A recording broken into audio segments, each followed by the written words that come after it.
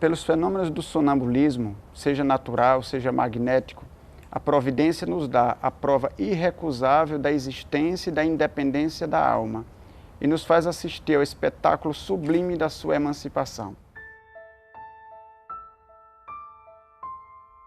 Por esses fenômenos, ela nos abre o livro do nosso destino.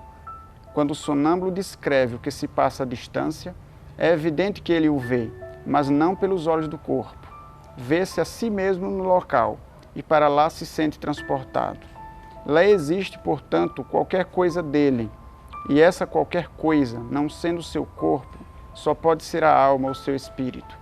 Enquanto o homem se extravia nas sutilezas de uma metafísica abstrata e ininteligível, na busca das causas de nossa existência moral, Deus põe diariamente sob os seus olhos e sob as suas mãos os meios mais simples e mais patentes para o estudo da psicologia experimental.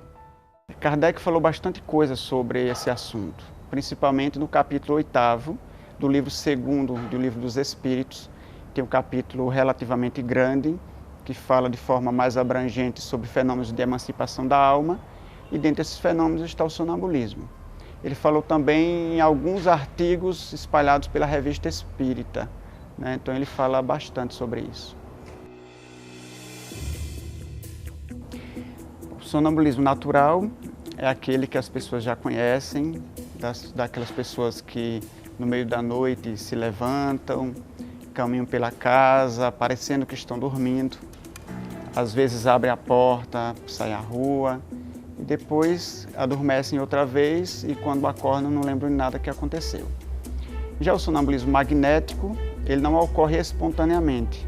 Ele ocorre quando o indivíduo recebe uma atuação magnética, né, de um magnetizador, e então ele entra nesse estado. Só que a diferença entre o natural e o magnético é que o sonambulismo natural ele é mais rudimentar. Então ele acaba não servindo para muita coisa. Já o sonambulismo magnético ele pode ter amplas aplicações, pode ter um desenvolvimento bem maior e uma riqueza maior nos detalhes da faculdade. Nós espíritas usamos para, na verdade, auxiliar no tratamento dos nossos assistidos, né? Então a gente pede que o sonâmbulo observe determinados pacientes, como é que eles estão energeticamente, né, os centros de força, como é que eles estão fisicamente também, né?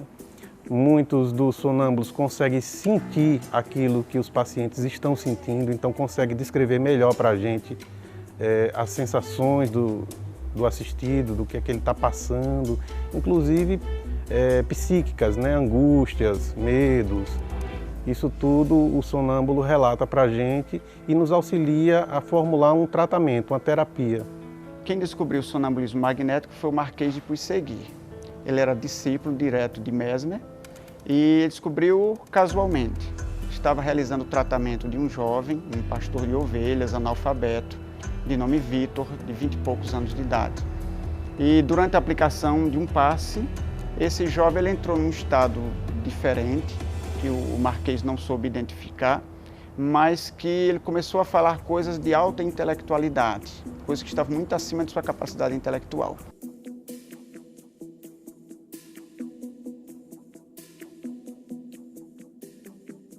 Determinadas pessoas muito dificilmente entrariam num transe sonambúlico. Assim como a mediunidade é um dom também, o transe sonambúlico também seria um dom, né? Nem todas as pessoas seriam capazes de entrar nesse transe. Quem já tem esse dom naturalmente, através do magnetismo, pode ser potencializado. Olha, o estado de sonambulismo não é um simples estado de transe, porque existem vários tipos e vários níveis de transe. O sonambulismo é um nível específico, um nível bastante profundo de transe, onde, segundo algumas estatísticas, apenas 10% das pessoas conseguem chegar a esse nível. No estado de transe sonambúlico, o indivíduo ele consegue realizar muitas coisas, como o fenômeno da telepatia. Ele consegue realizar o fenômeno da clarividência, como, por exemplo, enxergar algo que está à distância, além da sua capacidade de visão física. Ele pode ouvir algo além da sua capacidade auditiva, física? Ele é capaz de enxergar o espírito de outras pessoas, encarnados, desencarnados. Ele cria uma insensibilidade física, então o corpo físico dele está completamente insensível, né? Ele é capaz de observar, enfim, ele é capaz de fazer praticamente tudo que um espírito desencarnado faria, né? Em menor proporção, é claro. Ele pode enxergar através de objetos opacos, ele pode enxergar através com os seus olhos vendados. Enfim, ele consegue realizar muitas coisas, muitos fenômenos, e dessa maneira que ele era utilizado como forma de orientação dos tratamentos magnéticos. Bom, eu sou sonâmbula natural, então vários episódios na infância que se intensificaram na fase da adolescência. Às vezes eu tomava passe magnético, uma ocasião ou outra, e eu percebia que existia um desdobramento, vamos dizer assim, como popularmente a gente chama, né? Um pouco mais intenso, com alguns magnetizadores, um pouco mais com uns do que com outros, mas nada que fosse, que sinalizasse, que caracterizasse um sonambulismo como outras pessoas que existiam na casa, inclusive assistidos da casa, que mostravam ser sonâmbulos mesmo, assim, ostensivos, né, com a faculdade bem ostensiva.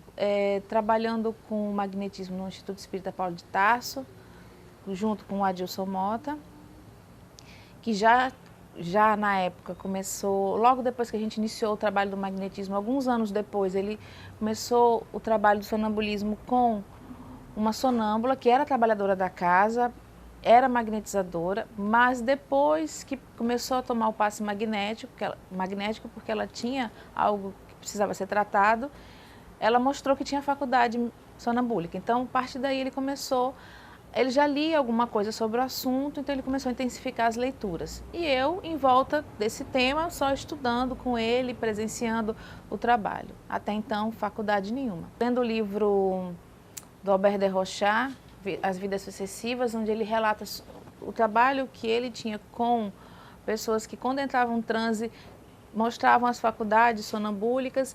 Eu achei interessante o trabalho de colocar em transe e resgatar algo do psiquismo da pessoa que ela, em vigília, não conseguia atingir. Eu já fazia psicoterapia na época e tinha algumas coisas que ainda não tinham aflorado, mesmo na psicoterapia, e eu sugeri a ele um trabalho com o magnetismo, para que ele me colocasse num estado de transe onde eu pudesse, se seria possível nesse estado de transe eu acessar.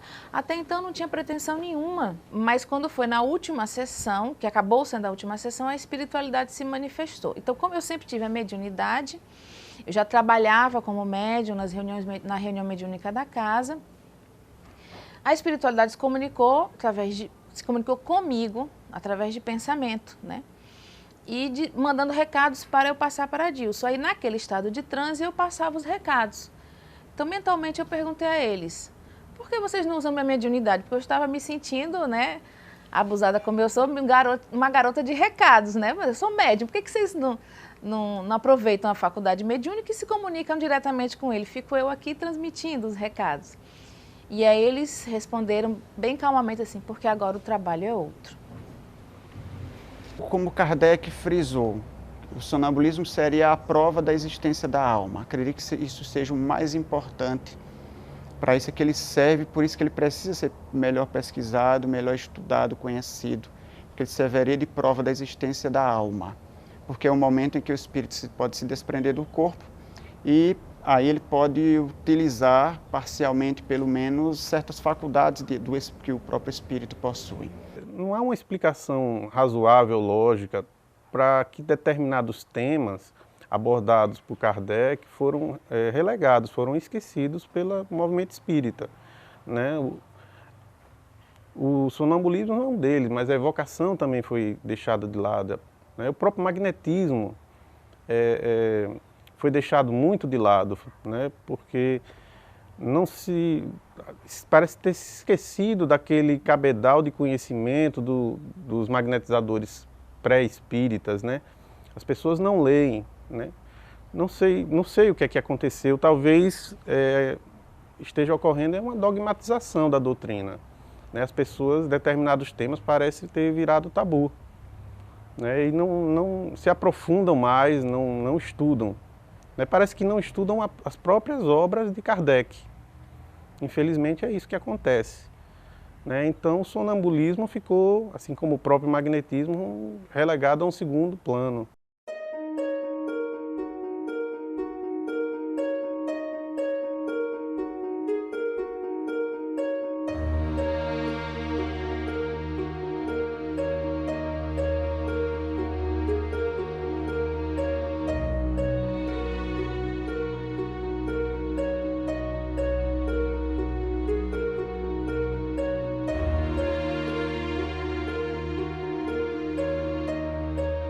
Sou médico formado em neurologia pela Unesp de Botucatu, depois neurofisiologia clínica pela USP Ribeirão Preto e depois com especialização em medicina do sono também pela USP Ribeirão Preto.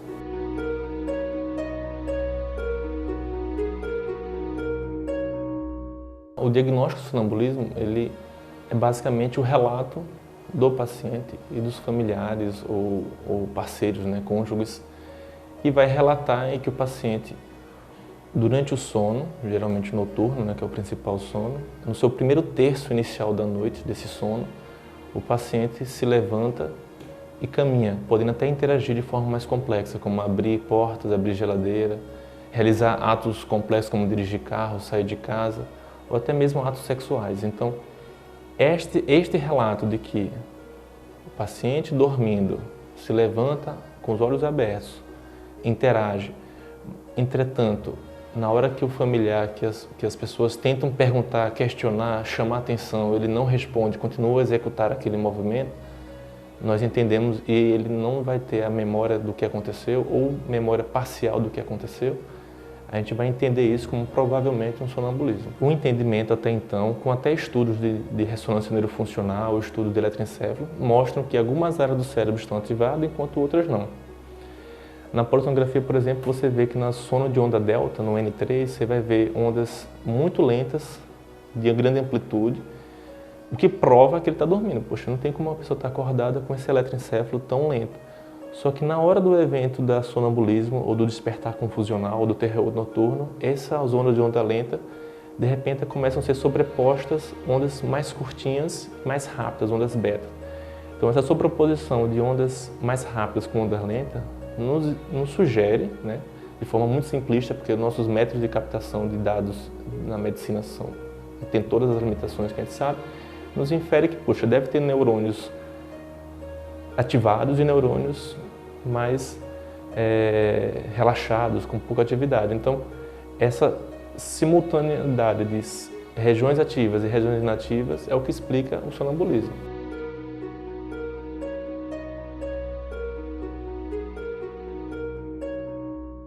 Entende que muitas coisas na medicina elas são entendidas como doença no momento em que aquilo traz um transtorno.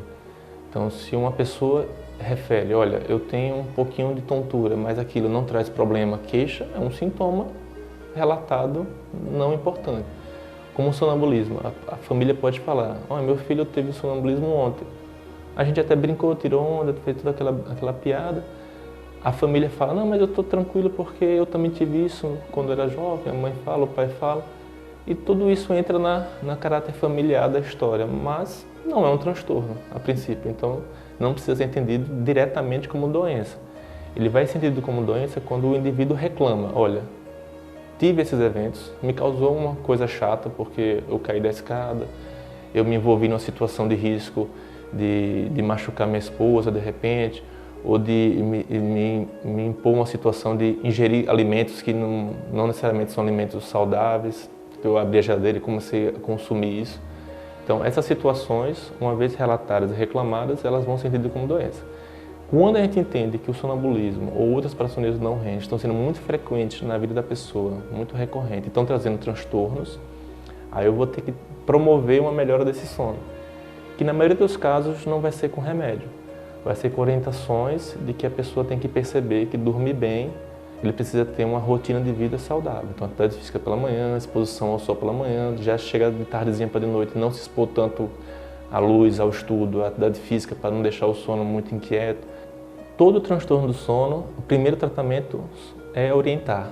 A gente só vai pensar em remédio, como remédios do grupo dos benzodiazepínicos, como diazepam, clonazepam, lorazepam, alprazolam, quando a gente fez tudo certinho, a família promoveu essa segurança do quarto, o paciente tentou, na medida do possível, que às vezes a vida dele, corrida de trabalho, estudo, não permite tanta organização, ele não conseguiu ter sucesso, aí a gente tá bom, então vamos ter que usar algum remédio hipnótico, indutor do sono, que almeje uma estabilização desse sono. E é possível que tenha graus de interação. Você pode ter interações mais discretas, de só se caminhar e levantar e voltar, ou de fato dirigir carro, sair, ser encontrado lá no shopping, ser encontrado na outra rua, de repente acordar e, puxa, me perdi, como é que aconteceu isso? Então eu já vi casos bem complexos assim. A questão de maior complexidade, de conteúdo de consciência em termos de relatar pessoas, conversas, isso de fato é uma discussão muito tênue entre a relação religiosa e a relação médica. Então não serei eu aqui que vou dizer que isso não existe, que isso sempre terá uma explicação médica, uma explicação científica para isso. Mas por que isso acontece? A gente não tem essa resposta.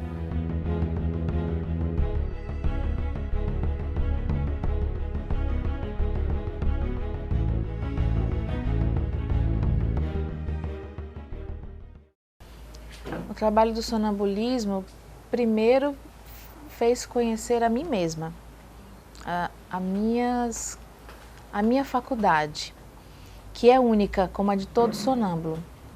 Então, a gente não me comparar a outros sonâmbulos, não esperar que eu fosse alcançar determinados transes. Então, eu fui focando muito no que eu podia e o que eu precisava para fazer um trabalho digno, responsável, né?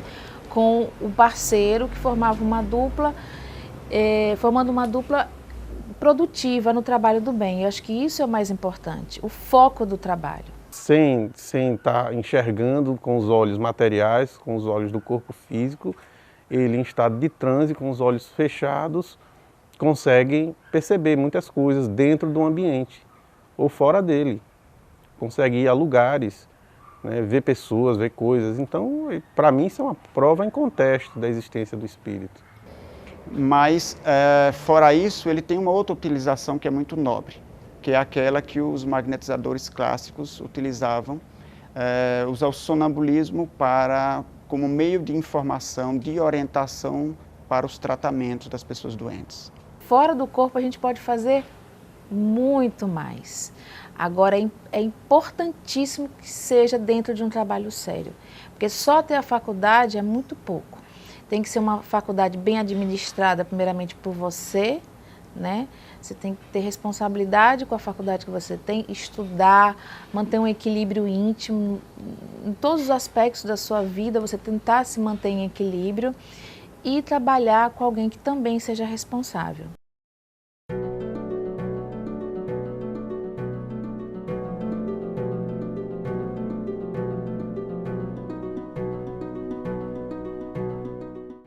A primeira coisa que eu procuro fazer é deixar a pessoa o mais tranquila possível, ajudar ela a relaxar, para aliviar um pouco a tensão inicial, para que ela possa se sentir mais confortável, mais segura, confiante, porque assim o trabalho vai render melhor, já que é uma exigência para que a pessoa possa entrar em transe, que ela esteja relaxada inicialmente.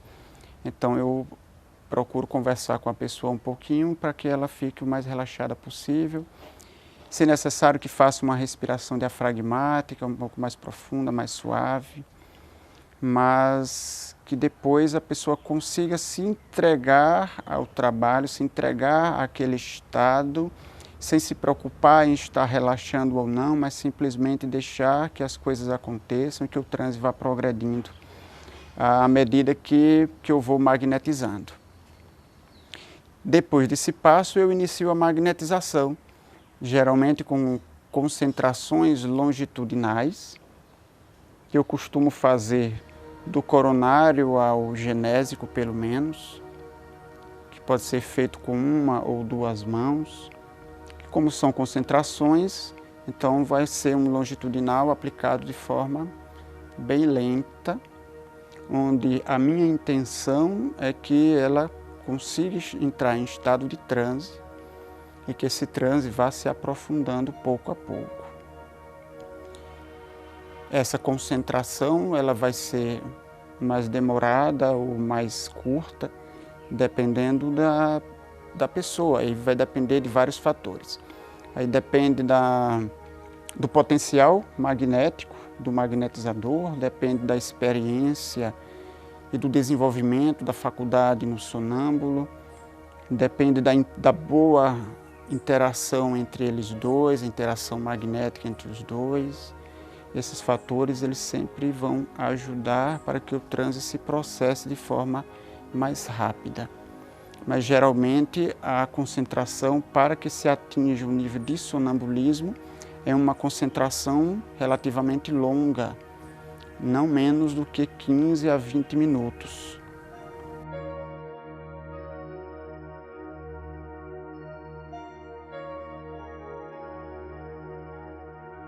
Depois que eu faço magnetização durante um certo tempo que eu julgo necessário, eu entendo que ela está em transe depois que eu converso, que me relaciono com o sonâmbulo. Então eu pergunto como é que ela está, se ela consegue falar, consegue me responder. Se o sonâmbulo não me responder nada, é porque ele está entrando em transe, mas ainda não está num transe suficiente para que nós possamos conversar. Está num estado intermediário, vamos dizer assim. Já iniciou o estado de desdobramento, mas ainda não está num transe suficientemente profundo para que nós possamos começar a realização do trabalho propriamente dito de sonambulismo. Mas se ela responder, então, se ela responder, eu vou entender ou que ela não entrou em transe nenhum, ou que ela já está num estado de transe, onde a gente já consegue estabelecer um certo diálogo. Mesmo assim, isso não significa que ela esteja num transe profundo. Pode estar ainda num transe superficial, pode estar num desdobramento apenas, num transe pré-sonambúlico, enfim. Mas também existem algumas características que o sonâmbulo demonstra quando está começando a entrar em transe. Uma característica bastante comum é quando as pálpebras do sonâmbulo ficam batendo de forma bem rápida. Mas nem todo sonâmbulo tem essa característica. Então, acredito que a melhor forma de saber se ele está em transe ou não, e que nível, que tipo de transe, é dialogando, é conversando com o sonâmbulo. No início, os primeiros sintomas mesmo, não são nem os sinais, os primeiros sintomas de que você está entrando no transe, assusta no início.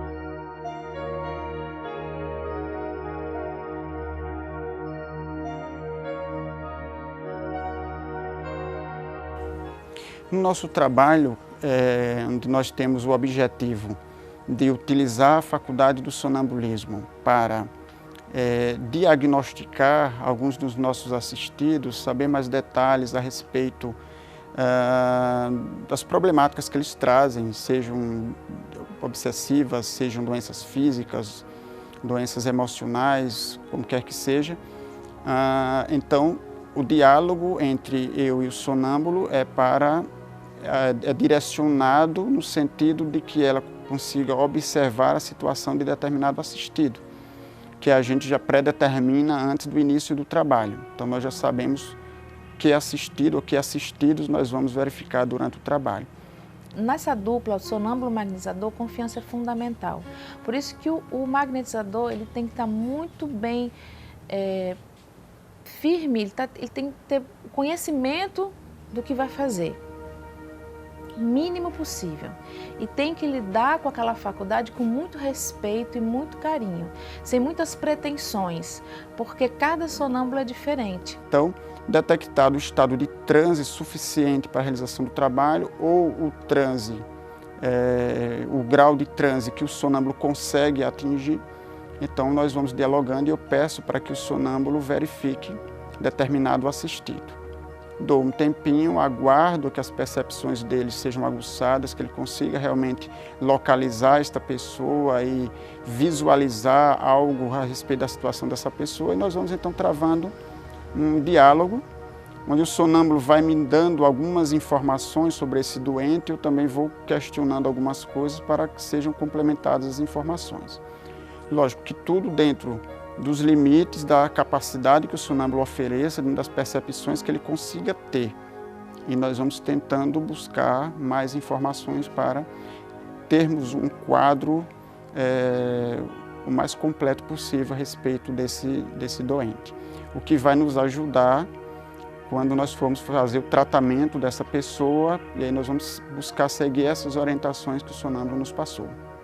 Porque todas as suas funções vitais elas vão diminuindo, então você sente o coração batendo cada vez mais fraco, a respiração como se você não estivesse respirando mais, não é sensação de sufocamento, mas é como se você não precisasse dos pulmões, e isso é estranho porque isso é muito mecânico, né? Isso é muito mecânico, respirar é natural e mecânico, automático, aliás, então todas essas sensações assustam o sonâmbulo no início. Então, você ter um magnetizador em quem você confie é muito importante. Ele vai durar o tempo, basicamente, que a gente quiser determinar para o nosso trabalho. Eu não acredito que deva ter um limite, mas não dá para determinar qual é o limite que dura um transe. Nós realizamos o trabalho durante um tempo delimitado, onde, findo esse tempo, nós retiramos o sonâmbulo do transe, mas se deixarmos a pessoa por si só naturalmente, provavelmente esse transe ele vai durar um tempo bem maior, até que essas energias que foram concentradas, elas se dispersem naturalmente ou sejam absorvidas pelo próprio organismo do sonâmbulo e ele saia naturalmente desse estado de transe. Mas nós podemos fazer isso de forma não automática, nós podemos usar também a técnica para retirar o sonâmbulo do transe, quando assim a gente desejar. Por Adilson ser uma pessoa sempre muito responsável com o trabalho, era muito tranquilo para mim, mesmo que eu estivesse intranquila como pessoa, mas era tranquilo para mim trabalhar, né? Independente, ele sendo humano, quando ele estava assim, em alguma fase da vida um pouco mais preocupado, enfim, fora do eixo dele, né, natural, eu como sonâmbula percebia que durante o transe que tinha alguma coisa diferente nele. Do mesmo jeito que ele também percebia, né, alguma coisa diferente em mim, porque você conhece o seu sonâmbulo e sabe que alguma coisa não está bem com ele quando algo diferente acontece. Para retirar a pessoa do transe, eu uso a técnica inversa da concentração, que é a dispersão, dispersando as mesmas áreas onde nós fizemos as concentrações, durante o tempo que seja necessário. Usamos então a técnica longitudinal dispersiva, que aí no caso é uma técnica, um movimento mais rápido, para que essas energias vão sendo dispersadas.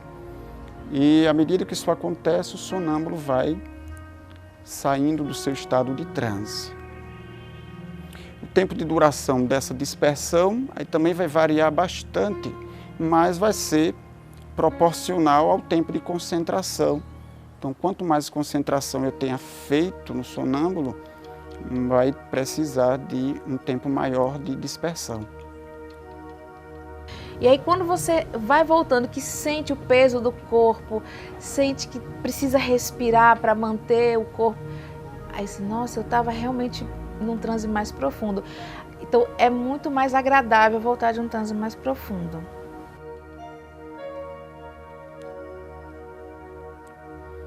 Às vezes, para colocar no estado de transe, às vezes necessita que a gente saia da técnica de concentração longitudinal e utilize algumas imposições, algumas regiões específicas, ou que faça uma concentração maior, mesmo com longitudinais, em alguma área mais específica, como por exemplo a região do frontal, que às vezes há uma necessidade para que haja um maior aprofundamento do transe, que a gente faça uma concentração nessa região mais específica. E aí, então, no final, na dispersão, eu também vou dispersar essa região um pouco mais. Que aí, ao invés do longitudinal, eu posso usar a técnica transversal nessa mesma área para que ajude o sonâmbulo a sair do estado de transe.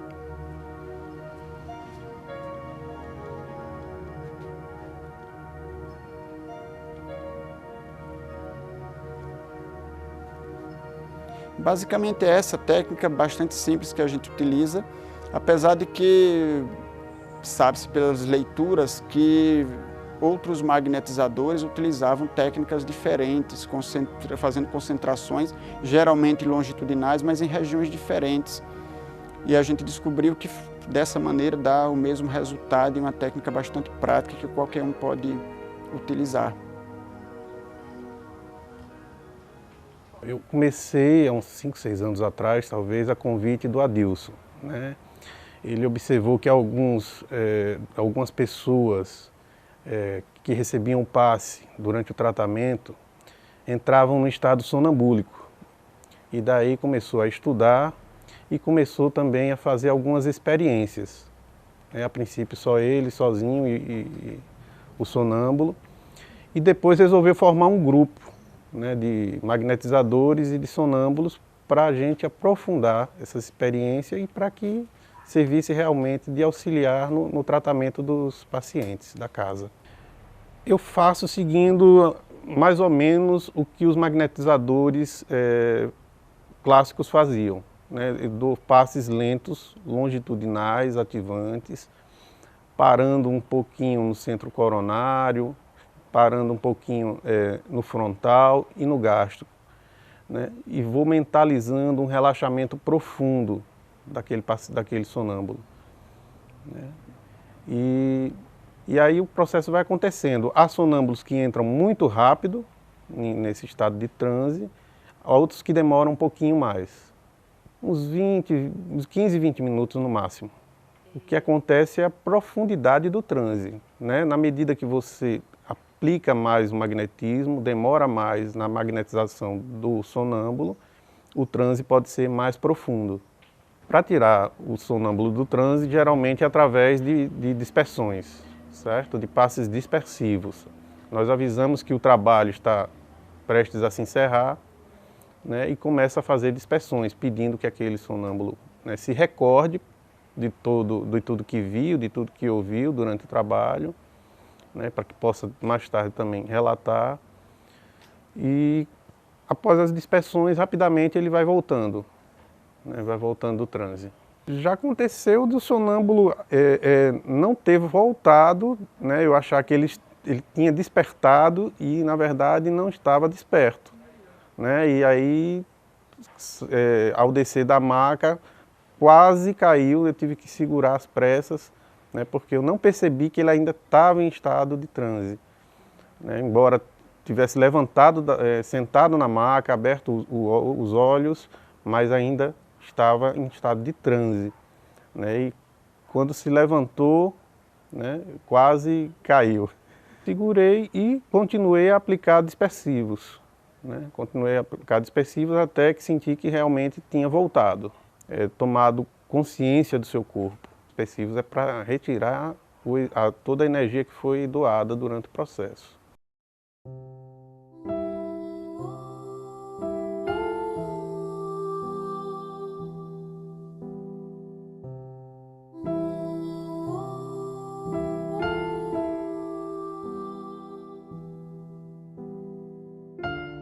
Da mesma maneira que ele consegue enxergar através de qualquer objeto, qualquer obstáculo material opaco, ele também consegue enxergar dentro do organismo de uma outra pessoa, ou mesmo do seu próprio organismo.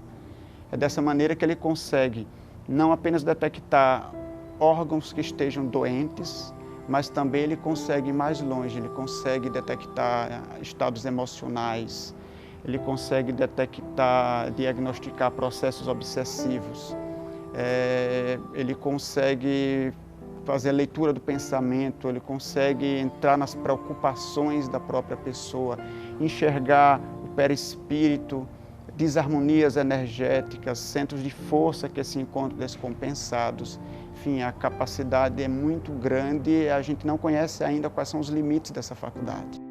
Muitas vezes a gente já corrigiu assim, determinadas técnicas magnéticas por sugestões do sonâmbulo.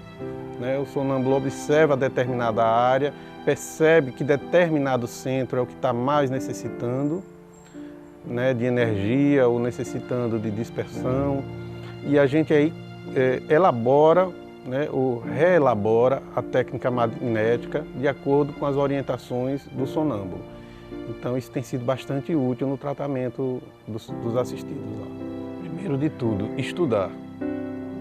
Estudar, conhecer. Começando pelas obras básicas, começando pelo Livro dos Espíritos.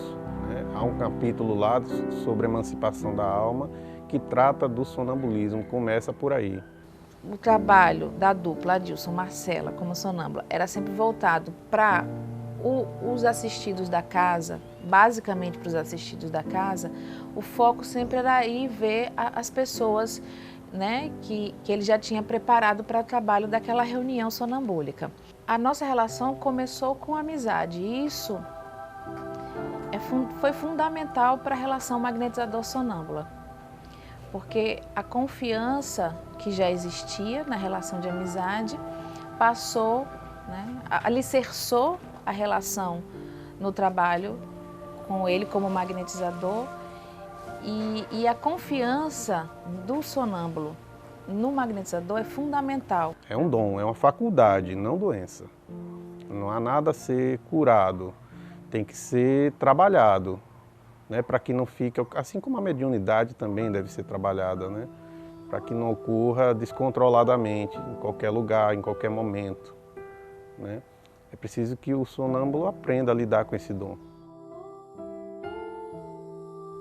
O sonambulismo é a prova da existência da alma. Se nós estudarmos melhor essa faculdade, nós vamos estar enxergando a alma nesses fenômenos. Então é muito importante, além de ser um grande recurso de estudo, de aprofundamento de conhecimentos, de ajuda ao nosso próximo. Acredito que na maioria dos centros espíritas a gente vai encontrar pessoas com a probabilidade de serem sonâmbulas. E por que não aproveitar a faculdade que elas têm para auxiliar ao próximo? Deus não deu essa faculdade para elas simplesmente para serem talentos enterrados. Por que não estudar, desenvolver e utilizar para o bem do próximo esta faculdade? Não requer mais do que isso, apenas estudo e dedicação.